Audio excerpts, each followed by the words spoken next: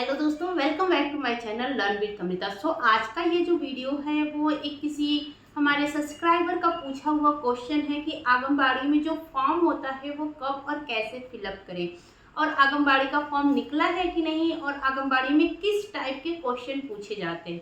तो मैं पहले आपको बता दूं कि मैं आंगनबाड़ी के ऊपर ऑलरेडी वीडियो बना चुकी हूँ, लेकिन एक नई भर्ती आई है जो 18 जून से लेकर के 28 जुलाई तक आप फॉर्म भर सकते हो, और ये है सिर्फ महिलाओं के लिए। ठीक है दोस्तों, तो जो भी महिला इच्छुक है इस फॉर्म को भरने के लिए, वो इस फॉर्म को भर सकती है। इस फॉर्म को भरते कैसे हैं, फॉर्म भरने के बाद क्वेश्चन कैसे पूछे जाते हैं, ये सब मैं आपको आज डिटेल में बताऊंगी। तो अब वीडियो को एकदम स्किप मत कीजिएगा और अपने दोस्त, फैमिली, फ्रेंड्स सबके साथ शेयर कीजिएगा, ताकि जो भी गांव में लोग रहते हैं उनके तक ये सुविधा पहुंच सके और इस सुविधा का वो लाभ उठा सके। सबसे बड़ी बात यह है कि ये गांव में सारी सुविधाएं आने वाली हैं, अर्बन एरिया में नहीं है। ये रूरल एरिया के लिए आंगनबाड़ी की तरफ से ये सारी वैकेंसी निकली हुई हैं जो ऑल ओवर इंडिया है, लेकिन आप स्टेट वाइज फॉर्म भर सकते हैं। हर स्टेट में, हर डिस्ट्रिक्ट में फॉर्म निकला हुआ है, तो आप अपने नियरेस्ट डिस्ट्रिक्ट में, जिस डिस्ट्रिक्ट में आप रहते हैं वहाँ के लिए ही फॉर्म भर सकते हैं। अब उस डिस्ट्रिक्ट में निकला है कि नहीं, इसके बारे में जानने के लिए मैं आपको लिंक दूंगी, जिसमें डिस्ट्रिक्ट्स वाइज कितने पदों की नियुक्ति होने वाली है, ये आपको लिखा हुआ मिलेगा। अगर आप चाहें तो ऑल ओवर इंडिया के इस लिंक पे जा करके आप फॉर्म को फिलअप कर सकते हैं। अदरवाइज आपको मैं डिस्ट्रिक्ट वाइज भी दे दूंगी कि आपको किस डिस्ट्रिक्ट के लिए फॉर्म भरना है। लेकिन इसके लिए आपको करना क्या होगा, मेरे इंस्टाग्राम के चैनल पे जाना होगा जो अमेजिंग अमृता के नाम पर है। वहां पर जाकर के आप मुझे डीएम में मांगेंगे कि आप लिंक दीजिए आपके डिस्ट्रिक्ट का, तो मैं आपके डिस्ट्रिक्ट का लिंक दे पाऊंगी, क्योंकि 28 डिस्ट्रिक्ट है। हर डिस्ट्रिक्ट का लिंक मैं यहाँ पर मेंशन नहीं कर सकती हूँ। ओके, तो जो जिस डिस्ट्रिक्ट से बिलोंग करेगा उस डिस्ट्रिक्ट का लिंक मुझसे ले सकता है। ओके दोस्तों, तो आप वीडियो को एकदम स्किप मत कीजिएगा। ऑनलाइन फॉर्म कैसे भरना है, नियुक्ति कहाँ कहाँ के लिए, ये किस किस चीज़ की नियुक्ति है, ये कितने फॉर्म निकले हुए, ये सारी चीज़ें आप इस वीडियो में जानेंगे। तो दोस्तों आप कंटिन्यू वीडियो को बने रहिए। अगर आप मेरे चैनल पे नए हैं तो चैनल को सब्सक्राइब कर लीजिए और इस पेज को ज़्यादा से ज़्यादा शेयर कीजिए, ताकि किसी की काम आ सके। सो दोस्तों चलिए वीडियो को स्टार्ट करते हैं। तो दोस्तों सबसे पहले महिला एवं बाल विकास मंत्रालय की इस वेबसाइट पे आ जाना है, जहाँ पर हर एक औरतों को फॉर्म भरना है। आप जिस भी डिस्ट्रिक्ट से हो, जैसे कि जिस भी स्टेट से हो और जिस डिस्ट्रिक्ट से हो, उसी के लिए फॉर्म भर सकते हो। जिस आप जिला पंचायत के अंदर आते हो उसी ज़िला में आप फॉर्म भर सकते हो। अगर आपका आधार कार्ड आपके एड्रेस से मैच नहीं करेगा तो वहाँ पर आपके लिए प्रॉब्लम हो सकती है। WDC महिला एवं बाल विकास विभाग महिला सुपरवाइजर, आशा सहयोगिनी और कार्यकर्ता की भर्ती है, जो 20,531 भर्तियाँ निकली हुई हैं। ब्लॉक स्तर पर आयोजित भर्तियाँ हैं, मतलब ब्लॉक के स्तर पर ही आपको भरना है, और रिक्त स्थानों की जो भी जनसंख्या होगी उसको आप चेक कर लें। अगर बात करते हैं महिला सुपरवाइज़र की, तो महिला सुपरवाइज़र की जो सीट है वो 8,359 है, मतलब 8,359 है। आशा की 5,041 है और कार्यकर्ता की 7,130 है। महिला सुपरवाइज़र की सैलरी जो होगी वो फिक्स्ड होगी 35,500 रुपया, ठीक है, पर मंथ। और आशा सहयोगिनी की 12,600 रुपया होगी, जो फिक्स्ड इनकम नहीं होगी, आपका इनकम मतलब ऊपर नीचे थोड़ा हो सकता है। अगर महिला सुपरवाइज़र की बात करें तो यहाँ पे 30-32 हज़ार रुपये सैलरी मिलती है, लेकिन स्टार्टिंग के 2 साल तक आपको यही सैलरी प्रोवाइड की जाएगी। फिर 2 साल के बाद जब आप फिक्स्ड हो जाते हो तो आपको 35,500 की सैलरी देना स्टार्ट कर दिया जाएगा। तो इस बात को भी आप ध्यान रखिएगा। आशा सहयोगिनी को 12,000 रुपये ही मिलते हैं, 12,400, 12,600, ये उनका रहता है कि उतना ही मिलेगा स्टार्टिंग से लेके आगे तक। अगर वो उनका प्रमोशन होता है तो प्रमोशन के बाद हो सकता है कि कुछ ज़्यादा मिल सके। ठीक है दोस्तों, तो ये बात भी आपको जानना बहुत ज़्यादा इम्पोर्टेंट है, इसलिए हमने बता दिया है कि यहाँ पर सैलरी की क्या क्या सैलरी कैसे कैसे आपको प्रोवाइड की जाएगी।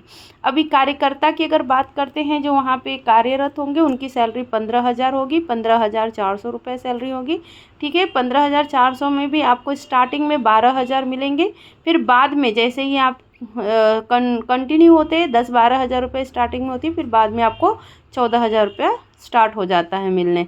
ठीक है, अब आगे जानते हैं कि अगर आपका एग्जामिनेशन होता है तो कैसे होगा। सामान्य ज्ञान और करंट अफेयर से 50 क्वेश्चन पूछे जाते हैं जो 50 मार्क के होते हैं। सारे क्वेश्चन के लिए 2 घंटे का टाइम मिलेगा। आपको यहाँ पे 100 क्वेश्चन का आंसर देना होता है। ठीक है, सोचने की क्षमता मतलब रीजनिंग एबिलिटी जो होती है उसमें 25 क्वेश्चन, कंप्यूटर के रिलेटेड 25 क्वेश्चन आपसे पूछे जाते हैं। तो अगर आप मेरिट सूची में हैं तभी आपको ये एग्ज़ाम देना पड़ेगा, उसके पहले आप नहीं दे सकते हैं। अगर देखिए रीजनिंग एबिलिटी में क्या क्या पूछते हैं, कंप्यूटर में क्या पूछते हैं, ये सब भी यहाँ पर हमने दिया हुआ है और इसके ऊपर हमने क्वेश्चन पेपर भी आपको निकाल करके हम दे रहे हैं। आगे वीडियो में आप कंटिन्यू बने रहिएगा, आपको क्वेश्चन पेपर भी मिलेंगे। ठीक है, रीजनिंग से जो क्वेश्चन होते हैं वो मौखिक होते हैं, आपको वहाँ पे उसका आंसर देना होता है। ये भी बहुत ज़्यादा इम्पॉर्टेंट होता है। ठीक है, एसएससी 10th और 12th पास होते हैं उनको ये इस बारे में पता होगा। ठीक है दोस्तों, तो इस चीज़ का आप ध्यान दीजिएगा कि किस तरीके से आप अपने रीजनिंग के क्वेश्चन का आंसर दे सकते हैं। कंप्यूटर जैसे कि आप सबको पता है कि बेसिक कंप्यूटर सबको आना चाहिए, तो कंप्यूटर से भी आपको नॉलेज होना चाहिए। अब और देख लेते हैं कि और क्या क्या हमें जानकारी चाहिए यहाँ पर, और क्या चीज़ हमें चाहिए होगा। जैसे कि यहाँ पे हमने बता दिया हुआ है कि महिला सुपरवाइज़र, आशा सहयोगिनी और कार्यकर्ता की सैलरी है, मतलब जॉब है। तो आप देख लेना आप किस के अंतर्गत आते हो और कितना आप कर पाओगे, वो चीज़ आप देख लेना। अगर एग्ज़ामिनेशन की बात करते हैं तो कंप्यूटर एग्ज़ामिनेशन के लिए सहयोगिनी की नहीं चाहिए। अब आयु सीमा पर आइए बात कर लेते हैं कि किसकी क्या आयु रहेगी और क्या पढ़ाई के लिए क्या चाहिए होगा। कार्यकर्ता के लिए 10वीं पास चाहिए होगा, जो स्थानीय भाषा का ज्ञान हो, मतलब जिस एरिया में आप काम कर रहे हो, मतलब जिस स्टेट में, जैसे मारवाड़ी है तो उसको राजस्थानी मारवाड़ी भाषा आनी चाहिए, जो यूपी का है उसको यूपी की भोजपुरी भाषा आनी चाहिए, जो बिहार का है उसको बिहारी आना चाहिए, जो छत्तीसगढ़ का उसको छत्तीसगढ़ी आनी चाहिए, जो है कि एमपी का है उसको एमपी वाली भाषा आनी चाहिए। ऐसे जिस भी स्टेट से आप हो उस स्टेट का भाषा आपको आना अनिवार्य है। सहयोगिनी और आशा कार्यकर्ता के लिए ये चीज़ बहुत ज़्यादा अनिवार्य है। महिला पर्यवेक्षक या सुपरवाइज़र के लिए 12वीं पास और उनको भी स्थानीय भाषा का ज्ञान होना ही चाहिए। अब यहाँ पर अगर आप कार्यकर्ता के लिए अप्लाई कर रहे हो, 10वीं पास हो, तो आपके एसएससी की मतलब 10th की जो आपका एग्ज़ाम का पेपर रहेगा, जो आपका मार्कशीट रहेगा, उसी आधार पर आपको आगे जज किया जाएगा कि आप कैसे फॉर्म को भरें। ठीक है, और आपको कितना मतलब कि कितना आप फॉर्म को भर करके किस हद तक आपको जॉब मिल सकता है। अगर वैकेंसी की बात करते हैं तो ऑनलाइन है, 6/7/2024 को ये निकला हुआ था, 28/7/2024 को, मतलब कि 28 जुलाई तक के लिए ये है। आप 28 जुलाई के पहले अपना फॉर्म भर दीजिए अगर जिस किसी ने नहीं भरा है तो। अगर जिस किसी ने भर दिया तो आप टेंशन नहीं लीजिए। कोई लोग ऐसे थे कि उनको लग रहा था कि ये जो है कि हमारा फॉर्म शायद स्थगित हो गया हो चुनाव की वजह से, बीच में बहुत सारी प्रॉब्लम चल रही थी उसकी वजह से, तो ऐसा कुछ नहीं है। ये जून से फॉर्म निकला हुआ है, जून में भी जिन लोगों ने इस फॉर्म को भरा हुआ है उसका भी मान्यता होगा। ठीक है, जून में जो इसने भरा है उनका भी मान्यता होगा, जो अभी फॉर्म को फिलअप करेंगे उनका भी मान्यता होगा। अब ऑनलाइन फॉर्म कैसे भरना होगा ये क्वेश्चन आपके माइंड में आता होगा। डोंट वरी, इस क्वेश्चन का भी आंसर मैं आपको आगे वीडियो में दूंगी, बस आप वीडियो में कंटिन्यू बने रहिएगा। अगर हम आगे बात करते हैं कि इसका फ़ीस का स्ट्रक्चर क्या होगा, ठीक है, और जब आप फॉर्म भरते हैं तो उसका फ़ीस का स्ट्रक्चर क्या होगा, कैसे क्या करना है, ये सभी हम जानते हैं। तो पहले चलिए आइए हम फॉर्म को फिलअप करते हैं। फॉर्म को फिलअप करने के लिए हमें गूगल पे जाना है। नॉर्मल अपने मोबाइल, टैबलेट या फिर कंप्यूटर से आप गूगल क्रोम पे जाइए। गूगल क्रोम पर जब भी आप जाएँ तो आप इस चीज़ का ध्यान रखें कि आपका जो है कि और कोई भी लिंक ओपन ना हो, मतलब कोई और लिंक ना ओपन हो, कोई और ऐप ना ओपन हो, क्योंकि वहाँ पे फ़ोन हैंग करता है तो वहाँ पे क्या होता है कि आपका फॉर्म भरने में प्रॉब्लम आ सकती है। इस बात का ध्यान रखते हुए आप फॉर्म को फिलअप करेंगे। तो फॉर्म को फिलअप करने से पहले, यहाँ पे कुछ देखने से पहले मैं आपको एक चीज़ और बता देती हूँ। हर एक स्टेट का अलग अलग रहेगा। जैसे कि मैं एग्जांपल के लिए यहाँ यूपी का अगर फॉर्म भर रही हूँ तो मैं क्या यहाँ पे डालूँगी ये मैं आपको दिखा दूँगी। हम डालेंगे बाल विकास UP.gov.in। अगर आप बिहार से हो तो आप डालोगे बाल विकास BR.gov.in। अगर आप MP से हो तो आप यहाँ पे UP की जगह MP डालोगे। अगर आप हरियाणा से हो तो HR डालोगे। अगर आप राजस्थान से हो तो RJ डालोगे। ठीक है, इस बात को आप ध्यान में रखना। मतलब बाल विकास के बाद अपने स्टेट का नाम डालोगे। अब यहाँ पर आप देख रहे हो बाल विकास सेवा एंड पुष्टाहार विभाग उत्तर प्रदेश। यहाँ पे कोई ऑप्शन नहीं आ रहा है फॉर्म वगैरह भरने का। तो आपको करना क्या है, यहाँ पे जो ऊपर 3 डॉट बना हुआ है वहाँ पे जाना है और अपने फ़ोन को ही डेस्कटॉप बनाना है। तो इसकी हिस्ट्री में जाते हैं। आप देखिए कि यहाँ पर नीचे एक ऑप्शन दिया है डेस्कटॉप साइट। यहाँ पे आप देख रहे हैं कि एक ऑप्शन दिया हुआ है ना डेस्कटॉप साइट, वहाँ पे आप टच करिए। वहाँ पे टच करते ही आपका फ़ोन क्या बन जाएगा, अब कंप्यूटर बन जाएगा। जी हाँ दोस्तों, आप देख सकते हैं कि सारे ऑप्शंस आपके सामने खुल के आ चुके हैं। आप देख रहे हैं कि सारे ऑप्शन आपको दिख रहे हैं। अब हमें फॉर्म भरना है कि तो फॉर्म भरने के लिए हमें क्या करना होगा, चलिए हम धीरे धीरे देखते हैं। देखिए यहाँ पे अबाउट अस, स्कीम्स, हर एक रूल्स, कॉन्टेक्ट अस, रिक्वायरमेंट, जो भी रिक्वायरमेंट गवर्नमेंट की आती है वो सब चीज़ यहाँ पे निकल के आता है और आपको पता चलता है। तो हमें तो अभी आंगनवाड़ी के लिए फॉर्म भरना है, तो चलिए हम लोग फॉर्म भरना स्टार्ट करते हैं। फॉर्म भरने के लिए हमें करना क्या है, रिक्वायरमेंट में जाना है। रिक्वायरमेंट में गए और अप्लीकेशन फॉर आंगनवाड़ी के लिए देखिए आपको यहाँ पर दिखा रहा है कि अप्लीकेशन फॉर आंगनवाड़ी। तो यहाँ पर आपको क्लिक करना है। क्लिक करते ही एक नया इंटरफेस आपके सामने खुलकर आएगा दोस्तों। यहाँ पे और ऑप्शन दिया हुआ है प्रिंट अप्लीकेशन फॉर्म और उसके बाद रजिस्ट्रेशन नंबर आपको कहाँ से मिलेगा, ये सब चीज़ भी आया है। तो अभी तक आपने, मुझे नहीं लगता है कि आप इस साइट पर रजिस्टर्ड हो। तो पहले मैं आपको रजिस्टर करना बताती हूँ कि खुद को हम इस साइट पर अपने आप को कैसे रजिस्टर करेंगे। तो हमने जैसे ही लिंक के ऊपर क्लिक किया, नया इंटरफेस हमारे सामने खुल के आ गया। हम स्क्रॉल करते हुए नीचे जाएंगे तो यहाँ पे सारे टर्म एंड कंडीशंस लिखे हुए हैं कि आपको फॉर्म कैसे भरना है और क्या क्या आपको पेपर लगेंगे, क्या आपको करना होगा। यहाँ पे सब कुछ ये लिखा हुआ है, उसको आप देख सकते हैं। देखिए यहाँ पे लिखा हुआ है ऑनलाइन आवेदन के बारे में महत्वपूर्ण मतलब कि जो है नियम, वो आप पढ़ लीजिए। ठीक है, तो यहाँ पे मैंने तो पहले नियम सारे बता दिए हुए हैं कि क्या क्या होना चाहिए, मतलब आप उसी ज़िले को होना चाहिए। ये सब चीज़ जो मैंने भी लास्ट अभी आपको बताते हुए आ रही हूँ, वही सब चीज़ यहाँ पर भी बताया गया है। को देखते हुए हम नीचे की तरफ जाएंगे। यहाँ पे एक क्वेश्चन आएगा कि क्या आपने ये पूरा पढ़ लिया है, यस या नो। तो आपने पूरा जानकारी ले लिया है तो यहाँ पे यस के ऊपर आप क्लिक करेंगे, मतलब कि आपने पूरी जानकारी ले ली है तो इसलिए आपने यस के ऊपर क्लिक की। यस के ऊपर क्लिक करते ही अब आपको एक नया इंटरफेस खुल के आ जाएगा। आपके जनपद का नाम, जनपद मतलब आपके जो डिस्ट्रिक्ट है जहाँ पर अब ब्लॉक का नाम भी रहेगा, ग्राम का नाम भी आएगा, वो आपको भरना होगा। तो जो भी नियर बाई जगह रहेगा जहाँ पे आंगनवाड़ी की भर्ती निकली रहेगी वही आपको मिलेगा।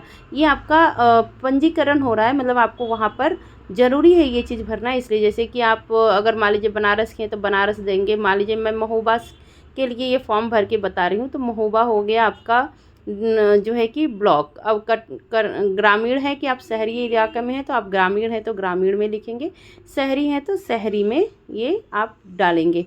तो आप जहाँ भी रहते हैं वो डाल दीजिए। ग्राम सभा आपका कौन सा आता है तो अपने ग्राम सभा नियर बाई जो ग्राम सभा होता है वहाँ का नाम डालेंगे। पद का नाम, आप किस पद के लिए अप्लाई कर रहे हैं तो यहाँ पर आपको ये ध्यानपूर्वक देना है। आपके एजुकेशन के हिसाब से आंगनबाड़ी सहायिका का भरना है कि आंगनबाड़ी कार्यकर्त्री का भरना, मतलब कि आंगनबाड़ी में आप किस चीज़ के लिए फॉर्म भर रहे हो ये आप ध्यान कर पूर्वक डालिएगा। आंगनबाड़ी सहायिका में आशा भी आती है उसी में, जो 8 और 10 पास वाले भर सकते हैं। ठीक है, अब यहाँ पे सर्च करें। जैसे ही आप सर्च करेंगे एक नया इंटरफेस नीचे खुल के आ जाएगा। अब आप यहाँ पे देखिए कि महोबा के नियर बाई जो निकला हुआ है वो कितने हैं, कब तक आप फॉर्म भर सकते हो। हर एक जगह का अलग अलग फॉर्म भरने का डेट भी है। जैसे कि महोबा की अगर हम बात करते हैं तो लास्ट डेट यहाँ की 4/7 थी जो कि बीत चुकी है, लेकिन किसी किसी डिस्ट्रिक्ट में अभी भी बाकी है तो आप वहाँ का फॉर्म भर सकते हो। अब यहाँ पर आपके लागू है या नहीं है, वहाँ पे कौन सा फॉर्म आप भर सकते हो यहाँ पे आपको दिखाया जा रहा है कि मतलब कुल रिक्त स्थान कितने हैं, 1 और 1 है जो उनके नियर बाई गाँव में है। अगर आपको इसमें फॉर्म भरना है तो आप अप्लाई कर सकते हो, मतलब अप्लाई के ऊपर क्लिक करोगे तो आपका अप्लाई शुरू हो जाएगा। सामान्य है वो, आरक्षित है, अनुसूचित जाति हुई, ये सब चीज़ भी आपको डालना होगा। अब नीचे जैसे ही हम आते हैं तो देखिए पंजीकरण के लिए हमें अपना मोबाइल नंबर डालना है और हमारा डेट ऑफ बर्थ डालना है, जो कैप्चा हुआ है उसको डालना है, OTP आएगा OTP डालना है। ठीक है, फिर पंजीकरण नंबर, फिर जो है कि आपका जन्म तिथि, फिर यहाँ पर आप देखिए फिर से OTP है, ये सब चीज़ फिलअप करना है। तो चलिए पहले हम ऊपर से पंजीकरण करते हैं, मतलब कि हम अपना जो है कि यहाँ पे रजिस्ट्रेशन नंबर लेते हैं। तो आप मोबाइल नंबर डालिए, अपना डेट ऑफ बर्थ डालिए और सबको डाल करके आप स्टार्ट कर लीजिए। आपका एक नंबर आ जाएगा, वो आप ले सकते हैं। ठीक है, OTP आपके मोबाइल पर आएगा, उस OTP से मोबाइल पे आप भर के आपका पंजीकरण मतलब नंबर आप ले सकते हैं। फिर आपको फ्यूचर में जब भी कभी फॉर्म भरना हो तो आप वैसे ही भरोगे तो टेंशन नहीं रहेगा। ठीक है, OTP आया, हमने OTP डाल दिया है। यहाँ पर आप देखोगे तो OTP के डालने के बाद एक नया पेज हम लोगों के सामने आ जाएगा। यहाँ पर OTP डालने के लिए तो हमने OTP यहाँ पे जो भी आपके मोबाइल में 4 डिजिट का OTP आएगा उसको डाल के वेरीफाई कर लीजिए। वेरीफाई OTP होने के साथ साथ आपको देखिए आपके जनपद का नाम, परियोजना मतलब ब्लॉक का नाम लिख के आ गया। ठीक है, व्यक्तिगत विवरण आपका यहाँ पर दे दिया गया है अब। ठीक है, आपके बारे में। ठीक है, शैक्षणिक योग्यता, अपलोड फ़ोटो, ये सब चीज़ अभी आपको करना है। तो अब हम नीचे जाते हैं, कुछ चीज़ वहाँ पर दिया हुआ है, कुछ चीज़ हमें फिलअप करना होगा। तो चलिए नीचे चलते हैं। तो यहाँ पे दिया हुआ है आपके जनपद का नाम महोबा में, फिर उसके बाद कबराई में है, फिर उसके बाद आंगनवाड़ी सहायिका का हमने फॉर्म फिलअप किया है। रिक्त आंगनवाड़ी में कितना है, जैसे गयोधी में 3 है। ठीक है, तो वहाँ पर हम वहाँ पे डाल देंगे, क्योंकि 2-3 जहाँ पे संख्या रहती है वहाँ पे ज़्यादा मिलने का चांसेस रहता है। रिक्त आंगनवाड़ी केंद्र कोड, अब आपको ये भी ध्यान में रखना है कि जो भी केंद्र है उसका कोड आपको पता होना चाहिए।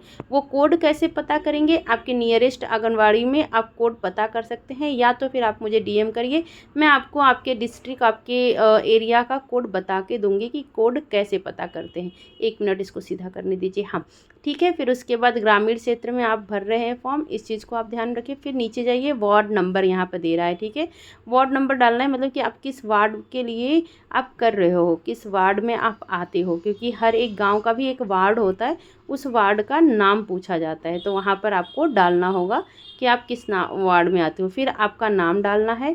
ठीक है, कि कौन आवेदन कर रहा है, आवेदिका मतलब जो है वो विवाहित है या अविवाहित है, विधवा है या तलाकशुदा है, क्योंकि ये सिर्फ महिलाओं के लिए। तो ये चीज़ आपको डालना होगा कि आप क्या हो। ठीक है, तो अगर विधवा हो, तलाकशुदा हो या विवाहित हो, अविवाहित हो, उसके ऊपर आप क्लिक करोगे, जो भी रहेगा उसको आप वहाँ पे डाल दोगे। फिर उसके बाद अपने हस्बैंड का नाम डालोगे, क्योंकि ये गर्ल्स के लिए है, तो यहाँ पे आप अपने हस्बैंड का नाम डालोगे। हस्बैंड का नाम डालने के बाद उसके बाद नीचे आपके माता का नाम आएगा, आपको अपनी माँ का भी नाम डालना है।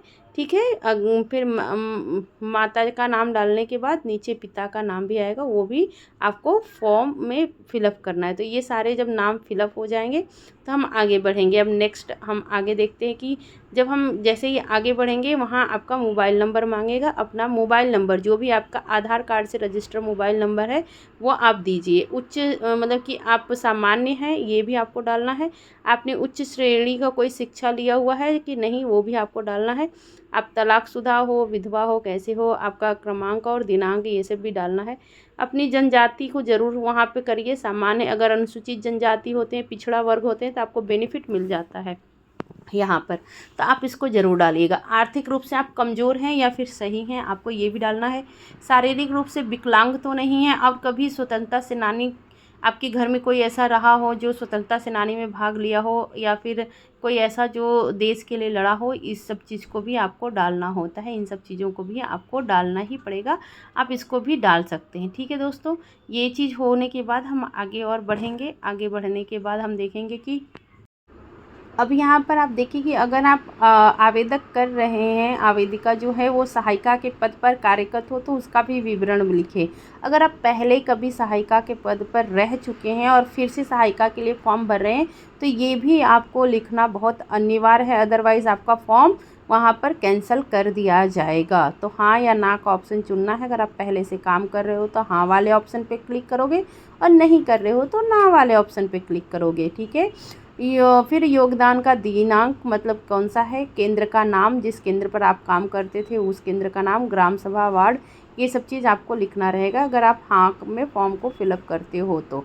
ठीक है, अब आपका पता, एड्रेस वगैरह आ गया यहाँ पे डालने के लिए। तो आपका अस्थाई पता आपको यहाँ पे डालना है, जैसे मकान नंबर हो गया, मोहल्ला हो गया, पोस्ट हो गया। तो मकान नंबर में हम ग्राम डालेंगे, पोस्ट डालेंगे, फिर ज़िला डालेंगे। ये से हम पोस्ट अपना जो भी पोस्टल एड्रेस होगा वहाँ पर ये डालेंगे।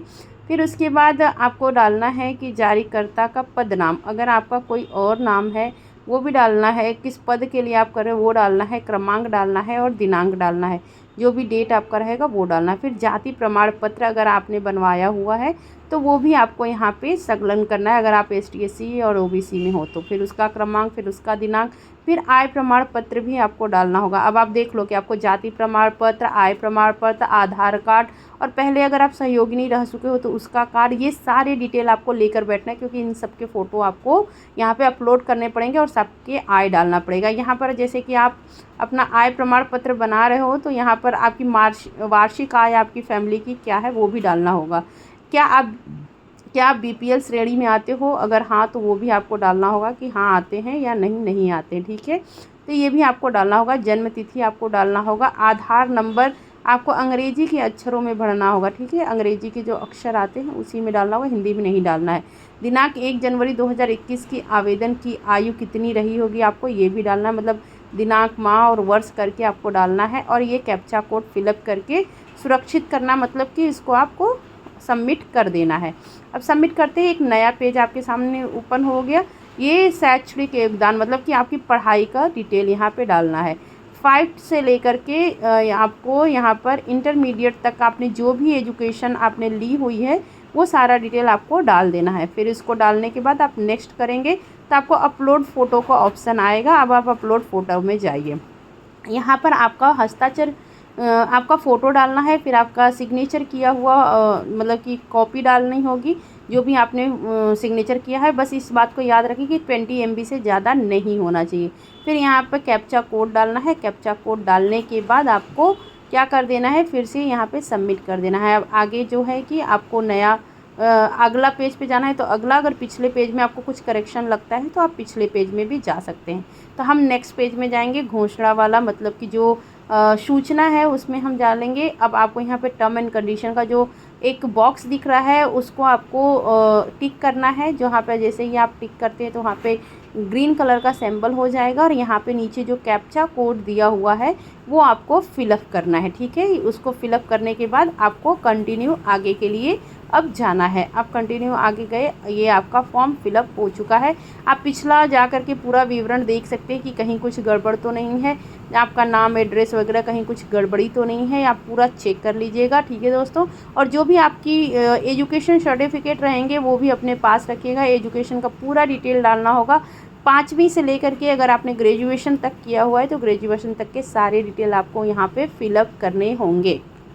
सारा डिटेल सही होने पर आप पेज को, मतलब कि आप सबमिट कर दीजिए, आपका फॉर्म फिलअप हो गया है। अगर कोई प्रॉब्लम आती है तो आप मुझे क्वेश्चन पूछ सकते हैं। अब हम जानते हैं कि किस टाइप के क्वेश्चन पूछे जाते हैं इन एग्जामिनेशन में।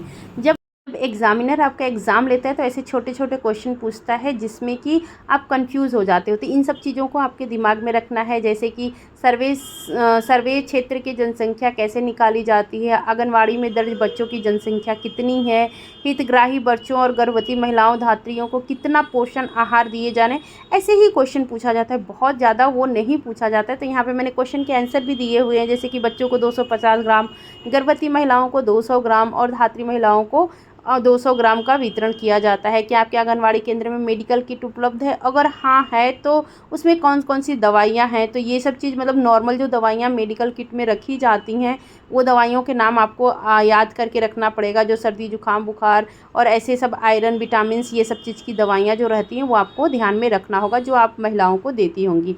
अगर किसी के पेट में कीड़े मारने की दवाई कौन सी होती है उसका एग्जाम्पल में ऐसे पूछ लेते हैं क्वेश्चन, तो ये भी आपको क्वेश्चन का आंसर देना होगा। मतलब ऐसे छोटे छोटे ही क्वेश्चन पूछते हैं। आंगनवाड़ी से मिलने वाले भोजन को क्या कहा जाता है, तो इसको ट्रांजिशन पीरियड में लाभार्थी को मिलने वाला राशन के प्रकार ऐसे होते हैं। जो कुपोषित बच्चे होते हैं उनको हर महीने जो है कि 2.5 किलो गेहूँ, 1.5 किलो चावल और 500 ग्राम दाल की मात्रा दी जाती है। जो 6 माह से 3 साल के बच्चे होते हैं उनके लिए 1.5 किलो गेहूँ, 1 किलो चावल और 750 ग्राम दाल दिए जाते हैं। ये सब चीज़ आपको ध्यान में रखना और इस तरह के क्वेश्चन के आंसर देना। और भी बहुत सारे क्वेश्चन आंसर हैं, मैंने यहाँ पे बहुत सारे क्वेश्चन आंसर बनाए हैं, तो मैं ये PPT अपलोड कर रही हूँ, आप इसको पढ़ लीजिएगा तो आपके लिए यूज़फुल होगा।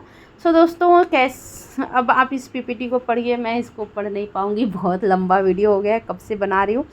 तो ठीक है, अब आप इस पीपीटी को पढ़ लीजिए और मिलेंगे नेक्स्ट वीडियो में, और अपने दोस्तों के साथ शेयर कीजिए और बताइए कि ये वीडियो कितना किसके लिए यूज़फुल रहा। मिलते हैं नेक्स्ट वीडियो में, तब तक के लिए धन्यवाद। जय हिंद।